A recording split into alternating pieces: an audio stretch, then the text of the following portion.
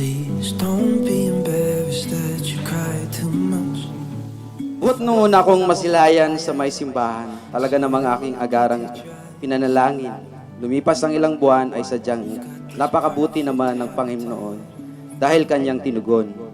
Isang binibining hinangad ng marami ang ibinigay sa akin.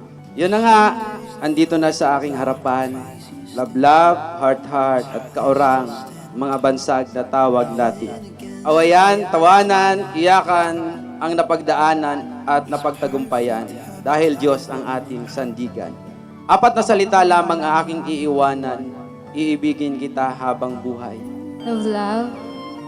On this day, I promise to love and honor you for the rest of my life. For so many years, I have prayed that God would lead me to His choice, and I'm confident that His will is being fulfilled. You see me at my best and worst, yet you are always the light at the end of every tunnel. And I thank God for giving you such blessings. Pangako ko po yan sa Diyos Ama na ako'y gagabay at walang makapaghiwalay. Sa aking mga bayaw at mga biyanan,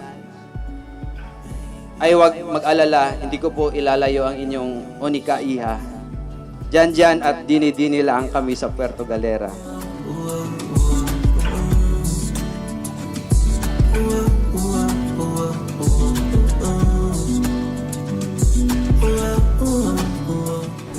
Love, kung ano yung pagkakilala mo sa akin nung tayo ay mag-boyfriend at girlfriend, ay pangako ko sa yung hindi ko babaguhin yon. Ito pa rin ako, magiging friend mo, asawa mo, at kapartner mo sa lahat ng bagay. Pangako ko sa iyo na palagi tayong mag-uunawaan, uunawain ko lahat ng negative at saka positive sa buhay natin. At palagi lang na ipagpipray natin ang mga bagay-bagay para mag-work out hanggang sa dulo. Make a deal, always love. The gardener that needs a hug.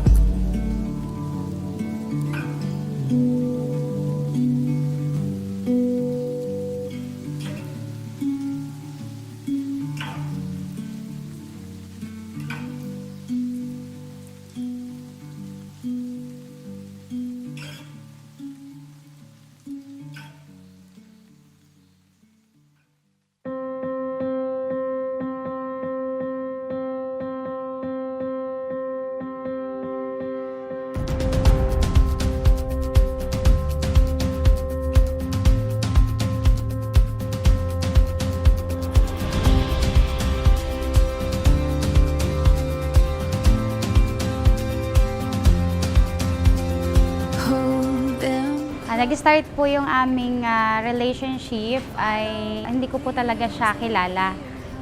Doon kami sa church nagkakilala.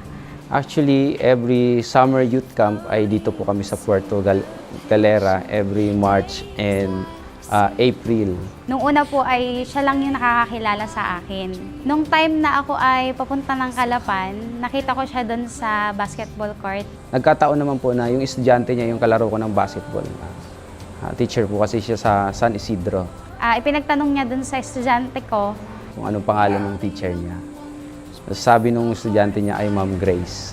yung pangalan ko, in-research niya sa Facebook. Tapos nakita ko siya, tapos in-add friend.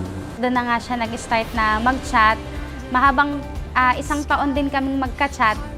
Chat lang lagi, nagpupuyat kami ng magka-chat. Hanggang sa yun, nag-decide na ako na siya ay sagutin kasi nakilala ko naman siya na okay naman siya. One time, nag-usap po kami yung seryosohan na. Sinabi ko na kailan natin siseryosohin, kailan mo ako sasagutin. Parang bigla na lang din eh. Sinagot niya ako. Parang that time, na-overwhelm po ako. Na-overwhelm ako sa biglang ganun yung sagot niya. Tayo na.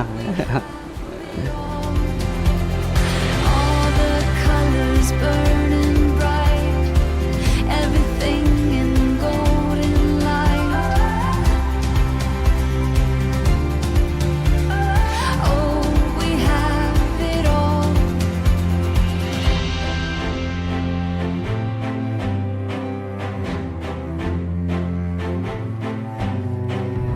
We are the young ones with sun, we are the sun. We are the young ones with a heart of fire. We are the sun, we are the sun. We are the young ones with a heart of fire. We are the sun, we are. Sa aking kaurang ay isinusumpa kong aalagaan at payayabungin pa ang ating pagmamahalan, lalong-lalo na ang relasyon natin sa ating Panginoon. Sa Kanya tayo kumapit at tayo hindi maiipit. Sa problema at hinanakit ng mundo'y Kanyang iwawaglit. Purihin ang Panginoon sa ating relasyon. Of love. Through ups and downs, I promise to be faithful to you. I happily give you my life and submit myself to you as the Lord had commanded. Together, we will fulfill our dreams. I will be the best I can to love you, obey you, and care for you. And today, I will seal my love to you. I love you.